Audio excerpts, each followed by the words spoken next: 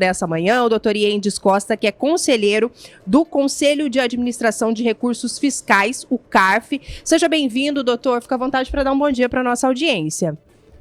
Bom dia CBN, bom dia Camila. Fico muito feliz em poder participar dessa entrevista. Camila, não sei se você sabe, mas eu conheço o Lucas há 20 anos. Ele me falou que era até eu chegar. Então, olha, eu não sei se eu tenho que desejar sorte, doutor. Tem que desejar sorte. Oh, meu Deus do céu. Deve saber muita coisa desse cidadão, né? Coisa. Nos bastidores, o senhor me conta. Então. Conto sim, depois da entrevista. Quero agradecer a todos os telespectadores que estão nos ouvindo, principalmente no Mato Grosso, pelo YouTube. E é uma honra estar aqui hoje. Nossa, e fico aberto às perguntas, né, que sempre tem nesse tema tão polêmico. Verdade. Doutor, antes da gente começar aqui a tratar sobre alguns assuntos importantes, inclusive tratar de algumas preocupações, né, que o senhor tem nesse momento quando a gente fala da reforma tributária, só para ambientar o ouvinte, né, que porventura já escutou essa expressão ali, CARF, mas não sabe muito bem do que se trata, o que é o Conselho, de que forma que ele atua e desde quando também o senhor está atuando por lá. Queria que o senhor trouxesse esses esclarecimentos aqui para iniciar o nosso bate-papo. Ótimo, excelente pergunta, Camila. Hoje nós temos hoje eu sou indicado, né, para contextualizar. O que significa o CARF? O CARF, ele é um conselho administrativo de recursos fiscais, ou seja, aquela pessoa, sendo ela pessoa física ou jurídica, que foi autuado pela Receita Federal, chega a cartinha para ela na casa de uma multa tributária.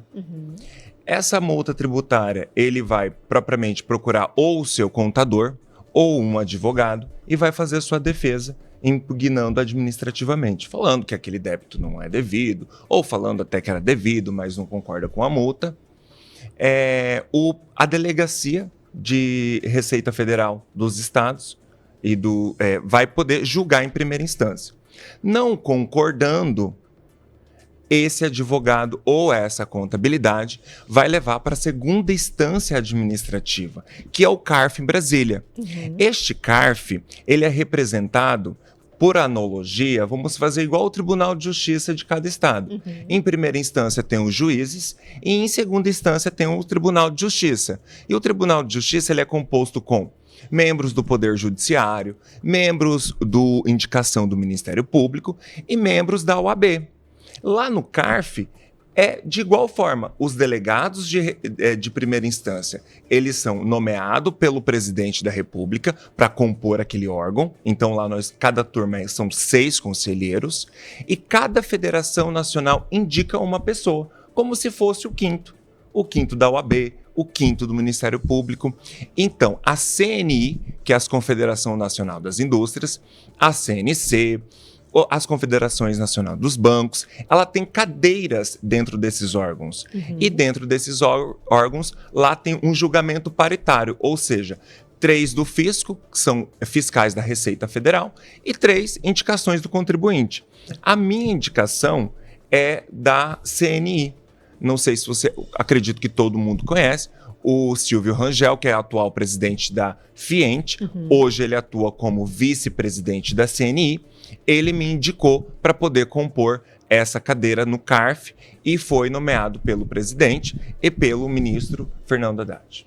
Perfeito. Feitas essas explicações, Pedro, aqui para nossa audiência, a gente lembra que o nosso ouvinte também, e o doutor vai falar com muito mais propriedade sobre isso, que a gente tem avançado aí nessa questão da tão aguardada reforma tributária. Mas, enquanto essas atenções elas estão voltadas aí para a simplificação, dos tributos, tem uma parte ali que vem sendo pouco discutida ou que tem pouca atenção, doutor, e que começa, né, a preocupar alguns juristas, alguns especialistas, como o senhor citou aqui para a gente num artigo também, que é a questão da exclusão da sociedade civil das novas instâncias decisórias. O senhor, inclusive, participou, né, de um seminário em Madrid e fez esse alerta ali, entre aspas, sem a voz do contribuinte, não há segurança jurídica, há imposição, fecha aspas. Então, eu queria que o senhor começasse também detalhando isso para a gente, o porquê desse alerta e o que é que isso significa na prática ali para o contribuinte, doutor. Perfeito. Camila, eu entendo que é um tema tão complexo e talvez até um pouco distante da sociedade civil no dia a dia, mas nós estamos diante de uma sabe assim, quando a fonte do rio ela já começa com água ruim, é isso que está acontecendo com a reforma tributária sendo implementada. Do evento de Madrid, que foi começo do mês, até agora, muitas coisas também aconteceram. E eu vou tentar falar de forma um pouco mais simples do que acontece. Como eu tenho falado agora anteriormente, o que significa esses órgãos de poder de decisão? A reforma tributária, ela terá um comitê, ou seja, o IBS, ele é um imposto que suprimiu o ICMS e o ISS, e o PIS e a COFINS, e o PI, a CBS. Essas duas novas figuras que hoje a gente pode falar que são irmãos gêmeos, que será instituído a partir do ano que vem, esse processo de transição, ele será regulado por um comitê gestor em Brasília. Ou seja, obedecendo o Pacto Federativo, nós temos como que funciona hoje? Cada município ele é responsável pelo seu imposto, por fiscalizar, por arrecadar. Os municípios têm o ISS, o Estado tem o ICMS e a União tem o PIS e a COFINS. Cada um com o seu poder de fiscalizar e arrecadar, hoje não. Tira essa figura, vem o IBS e o CBS, é administrado por um comitê gestor em que vai ter 27 indicações dos estados e Distrito Federal e 27 indicações dos aproximadamente 5.200 municípios. Ou seja, dessas indicações sobe 27 dos estados, dos 5.000 representantes sobe 27, isso vai ter, e mais a União vão poder gerir os impostos no Brasil dessa reforma tributária. Só que lá no poder de decisão é um contencioso administrativo, como que vai regir, quem que vai arrecadar, se tiver algum problema com a judicialização, olha, eu não concordei com isso, a gente vai poder judicializar e tem que ter a participação da sociedade civil. O que é a participação da sociedade civil? Eu volto sempre a repetir. Quando nós temos uma alta corte, igual o STJ, igual o Tribunal de Justiça, igual o CARF, que tem a participação, os representantes do contribuinte, os representantes da sociedade civil. Agora, aproximadamente no meio do ano, a gente vai ter mais uma indicação da OAB para o Tribunal de Justiça, em que esse indicado ele está ali para representar a classe dos advogados, a sociedade civil, o membro do Ministério Público está para representar ali o poder de fiscalização do Estado e o poder judiciário. Cada um tem seu assento. E o porquê não ter um assento em Brasília de uma indicação das federações? Agora, em julho, será comemorado os 100 anos do CARF, em que tem 3 fiscais da Receita Federal, 3 representantes do contribuinte, e nós estamos diante da implementação da transição da transição da reforma tributária, e até agora, no momento, não tem um representante da sociedade civil lá. Ou seja, terá representantes apenas do fisco. Aí eu te pergunto, como que vai ser a população brasileira sendo só representada pela Receita Federal? No esquema hoje que nós temos, nessa estrutura organizacional que nós temos, que ainda respeita a democracia, respeita a paridade dentro desses órgãos, nós ainda vemos várias ilegalidades, várias cobranças indevidas. Imagine após a conclusão da transição da reforma tributária sem esses representantes. Um pouco me assusta, um pouco me surpreende e me parece que os contribuintes ficam órfãos, porque essas pessoas indicadas lá, ela vai lutar pelos direitos dos contribuintes. Olha, no caso prático, aquela empresa lá em Nova Mutum, aquela empresa lá em Portos Gaúchos, tem um caso concreto aqui, eu quero levar essas demandas para o alto poder decisório, para não ter uma visão unilateral. Então, é basicamente isso. Nós está começando o nascedouro de um rio com água ruim.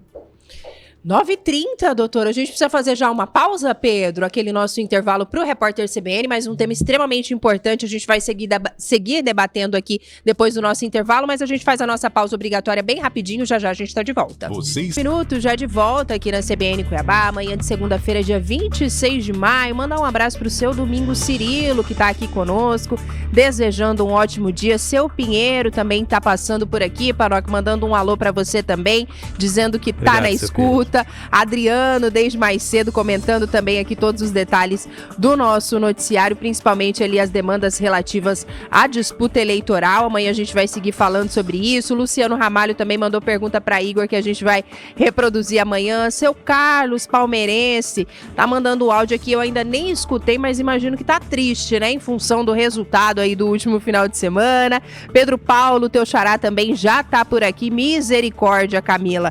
Será que vai ter jogo para saber? Será que é no derby que saberemos quem é que vai assumir a liderança? Tá falando de esportes e a gente já vai seguir tratando dessa pauta na companhia de Lucas Quina. Seu João Viana também passou aqui bem cedinho, Raquel Abraão, enfim, tem muita gente sintonizado conosco, mas lembra, gente, seu Pinheiro tá fazendo até figurinha aqui, ele é celery, menino, você tá no ar, ele tá mandando figurinha aqui no nosso WhatsApp. Criativo, né? Ele é demais, o homem não para. Mas a gente segue aqui com o nosso bate-papo, falando de um tema extremamente importante, que é a questão do avanço na tão aguardada reforma tributária. E nessa manhã, recebendo aqui o doutor Iendes Costa, que é conselheiro do CARF, o Conselho de Administração de Recursos Fiscais, está chamando a atenção aí para algumas pautas que ficam ali meio de segundo plano, vamos dizer assim, mas que são de fundamental importância e que terão impactos aí significativos no nosso dia a dia. Pedro Panock, junte-se a nós, tem mais curiosidades por aí, fica à vontade, meu amigo. Tenho, Camila. Doutor, o senhor mencionou ali essa preocupação, essa falta de representatividade, mesmo sem paridade, como é que ficaria na prática isso para o contribuinte? Mas eu gostaria de ir além. De certa forma, os municípios correm algum risco por essa falta de representatividade? A gente está falando de um país enorme, o senhor mesmo mencionou, né? Poderá haver uma espécie de contestação. Qual que é, de fato, a preocupação? E aí eu me refiro para o contribuinte, especialmente em algum ponto, isso pode afetar a questão de arrecadação do município? Pedro, ótima pergunta. No dia 17 de maio, vou começar primeiro falando dos municípios e depois eu vou passar a falar o que o contribuinte sentirá na prática. O dia 17 de maio começou a implementação da reforma tributária. Bom, se nós temos a reforma tributária, que ela será os entes brasileiros representados, que é a União, os estados e os municípios, são os 3 entes federados, a implementação começou sem os municípios. Então, os 27 representantes dos estados foram indicados, a União indicou, começou a implementação, porém, os municípios estão brigando numa ação judicial em Brasília, que ainda não tem uma resolução final, e começou a implementação sem um ente federado. Agora a pergunta é, como os 5.200, aproximadamente 5.200 municípios vão ter a participação, como que eles vão resolver a sua situação financeira, arrecadatória e fiscalizatória sem estar nesse comitê gestor onde que muitas coisas serão decididas nesses longos anos de transição. Este é um ponto. Nós sabemos que os municípios, eles que sentem ali na base há um maior impacto com a arrecadação. A gente sabe a importância do vereador, a gente sabe a importância do prefeito, a gente sabe que esses 2 representantes ali desse ente, eles que estão com um contato maior com a base, eles que sentem a necessidade mais importante ali com a pessoa física, a pessoa jurídica, a pessoa física daquela região. E hoje, aquele comitê, onde que tem que ter 3 representantes, não tem hoje a participação deste município. Isso é um risco para poder entender numa analogia. Uhum. É a mesma coisa de você pegar um motor de Ferrari, colocar num carro de roda quadrada. É você colocar uma reforma tributária que ela tem previsão de simplificação, transparência, unificação, alíquota fixa, porém, colocar dentro de um sistema antigo. Um sistema que a gente já foi provado de mais de 30 anos de Constituição Federal, que não deu certo. É a mesma coisa de você colocar este motor de Ferrari em roda quadrada, como que esse carro vai andar? A reforma tributária pode ser linda por fora, mas quem faz a operação da reforma tributária é os estados, municípios e União Federal. E sem a participação dele, é um problema gigantesco com a arrecadação e, claro, o impacto no mercado, o impacto no dia a dia desses altos impostos. E, doutor, esse cenário todo que o senhor está compartilhando conosco, a gente escuta e fala, e a vaca já foi pro brejo? Ou ainda cabem movimentações, articulações, a própria sociedade, ela pode se mobilizar? Ainda tem algo que pode ser feito nesse momento? É uma coisa que a gente já entregou para Deus e vai ser isso mesmo que o senhor está compartilhando conosco nessa manhã? Camila, as críticas, elas são fortes, as críticas, elas têm que ser duras, mas as críticas, elas nos convidam a ter aquele suspiro de voz. Uhum. E eu acredito que é isso que as confederações nacionais estão fazendo. É isso que os representantes ali da sociedade civil têm feito. E a reforma tributária foi aprovada. A emenda constitucional já está ali aprovada. E este ano de 2025 a gente tem que regulamentá-la. É nessa parte de regulamentação que está tendo todo o problema. Que não vai participar os municípios, não vai participar o representante civil, aonde que vai estar a judicialização? E dentro deste cenário tão duvidoso que está tramitando dentro do Congresso Nacional, que é a regulamentação da reforma tributária, o CNJ já montou um comitê, uma comissão para encaminhar para o Congresso Nacional um anteprojeto. Então, aquela comissão que hoje é representada pelo ministro Barroso, ele tem representante da OAB, representante do Poder Judiciário Estadual e Federal, e eles vão criar um relatório técnico, será encaminhado para o Congresso para poder fazer a análise antes da votação. Paralelamente a isso, o STJ também é capitaneado pela ministra do STJ, ministra Regina Helena da Costa, que é uma referência hoje em tributário. Ela encaminhou também umas indicações daquilo que deve melhorar no Poder Judiciário.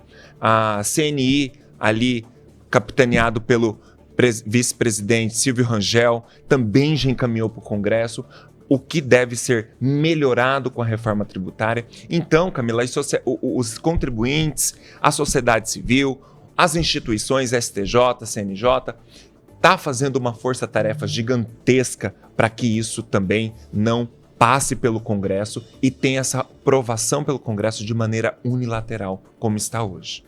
Perfeito. E, doutor Iendes, 9h44, ainda seguindo esse bate-papo aqui, o senhor falou, fez até essa analogia, né, com o carro, enfim. Da forma como a gente está caminhando hoje, qual que é o impacto disso também, tanto para o ambiente de negócios aqui do nosso país, como na confiança do nosso sistema tributário? O senhor vê prejuízos severos se tudo caminhar da forma com que está agora nesse processo de regulamentação da reforma? Camila, os prejuízos são severos. Como está hoje, vamos trazer um exemplo prático.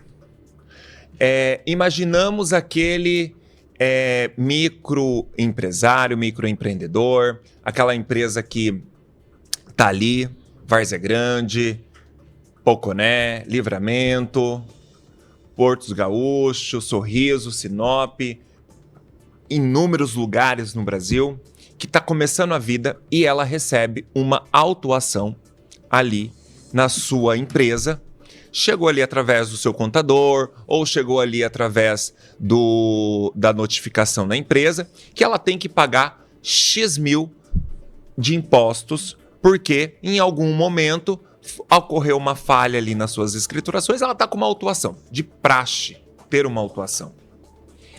Do jeito que se está se encaminhando, este contribuinte, ele não sabe nem em que lugar judicializar.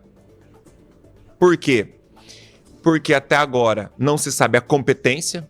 Será que eu vou judicializar para o meu município, para o meu estado, ou vou judicializar em Brasília? Até agora, neste momento, nada tem a definição de onde esse contribuinte ele vai judicializar. E para falar, olha, eu não devo 50, eu devo 25.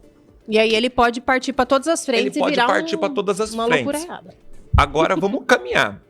E se aquele contribuinte ali, lá de Várzea Grande, ou aqui de Cuiabá, aqui do Tijucal, ali do Pedra 90, aquele mercadinho, ele, por algum momento, não escriturou, aquele ditado pisou na bananeira, chamou o seu contador para fazer aquela correção. Você sabia que ele, lá no Tijucal, lá no Pedra 90, ou o mercado aqui do Jardim Itália, ele pode receber o fisco municipal, intimando ele para pagar, ele pode receber o estadual e ele pode receber o federal, cumulativamente. Porque nem do lado que eu falo de cá, eles sabem qual é a competência, que é uma competência conjunta. Olha que perigo. Ele pode receber 3 autuações de municipal, estadual e municipal, estadual e federal. E olha que perigo. Não saber onde é o sistema correto. Então a reforma tributária por fora ela é linda, mas por dentro, que é aquela engrenagem, que é a graxa de todo o motor. Tá faltando pecinha. Nós acreditamos muito que essas comissões, esses trabalhos que as confederações estão fazendo, elas estão trabalhando ativamente. E nós, juristas, conselheiros, os advogados, a gente tem cada oportunidade falar perante a mídia municipal, mídia estadual ou mídia nacional o que está acontecendo. E isso tem se repercutido muito. Eles estão tomando nota e eu acredito que não vai passar no Congresso da maneira que está. Porque o trabalho, a força que essas federações têm, ela é grande no âmbito nacional. 9h48, Pedro Panoc, você tem mais alguma dúvida por aí, meu amigo? Fica à vontade. Tem. Doutor, o senhor mencionou, tem um comitê do CARF ali, que faz parte também dessa discussão. Esse é um ponto. E o que o senhor está dizendo é que precisa a sociedade civil, em algum momento também, se organizar, se mobilizar para reivindicar a participação nesses espaços de discussões. Exato. Nesse sentido, o que o senhor orientaria do ponto de vista da sociedade civil? Procurar exatamente a quem? O CARF, um movimento mais próximo ali do município, no sentido de acompanhar também essas decisões? Bom, hoje só para a gente poder, eu vou começar primeiro falando como será o CARF após a reforma tributária e como será quem deve recorrer para poder ter voz. Bom, com a reforma tributária, com a saída do PIS e a COFINS, a terceira sessão que julga PIS e COFINS, então propriamente ali a competência de poder processar e julgar. Lá a gente é os julgadores de segunda instância. Pedro, eu faço parte ali da segunda sessão, então eu julgo ali ITR, contribuições previdenciárias e imposto de renda, que são impostos, tributos, contribuições que não estão abarcados e contemplados pela reforma tributária ainda, né, Camila? Porque agora a gente está vendo que o imposto de renda está chegando e tem muita novidade para vir, e o contribuinte ali do imposto de renda precisa saber o que está acontecendo também, mas não é o momento. Então, a minha segunda sessão não é uma sessão que está abarcada pela reforma tributária, mas a terceira sessão ela está. Como será? Aquela sessão, ela vai ser a competência para processar e julgar, ou nós vamos processar e julgar dentro do comitê gestor? Que cada ente vai encaminhar os seus representantes, lá não tem a participação da sociedade civil. Se o CARF vai completar 100 anos agora no meio do ano e tem um participante da sociedade civil para poder julgar, para poder ter um julgamento paritário, ou lá no comitê gestor não vai ter este participante da sociedade civil, em que lugar que eu vou protocolizar? Então, Pedro, ainda nós estamos indo em muita discussão. O PLP 108 está em discussão no Congresso, não tem ainda uma decisão final, então, atualmente, fica como está, precisa dessa regulamentação para começar a valer. Na próxima semana vai começar, Pedro, os debates dentro do Congresso Nacional. Então, os juristas estão indo lá para poder explicar de forma um pouco mais técnica, um pouco mais simples quanto ao uso da palavra, para aqueles senadores e deputados ali que não entendem ou entendem um pouco menos, para poder elucidar, para poder acompanhar, para poder fazer um bom voto ali quanto ao PLP 108. E quem tem que ter voz, quem tem que recorrer, no momento a gente tem que, em tese, trabalhar com as federações, trabalhar aquele trabalho de formiguinha. São as rádios, a televisão, as confederações. E, em tese, quem tem a maior força hoje é o CNJ, o STJ e as confederações para poder formalizar um documento jurídico e protocolizar ali naquela comissão em que está debatendo hoje o PLP 108 da implementação da reforma tributária.